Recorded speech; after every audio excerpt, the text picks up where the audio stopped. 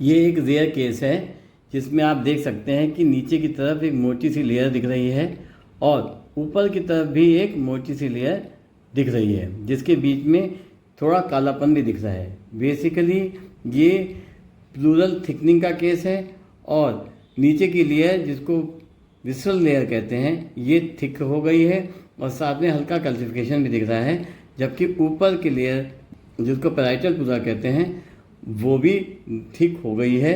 ये एक chest x ray का केस है जिसमें 1, 2, 3, 4, 5, 6, 7, 8 पॉइंट के बारे में बताया हुआ है।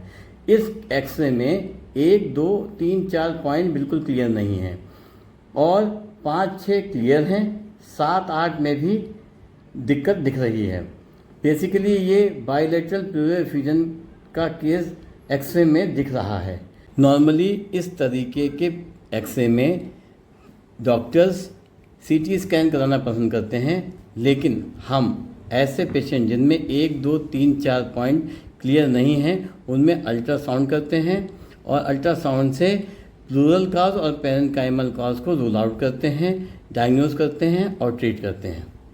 ऐसे पेशेंट में बाइलेटरल प्लूरल एफ्यूजन होने की संभावना सबसे ज़्यादा होती है और ये पेशेंट हमारे पास सांस फूलने की बीमारी के साथ आया। जब बाइलेटरल प्लूरल एफ्यूजन की संभावना होती है तो हार्ट की बीमारियों को भी रूल आउट किया जाता है। जब हमने इसका एको कराया जो कि नॉर्मल था, अब हमने इसका अल्ट्रासाउंड किया।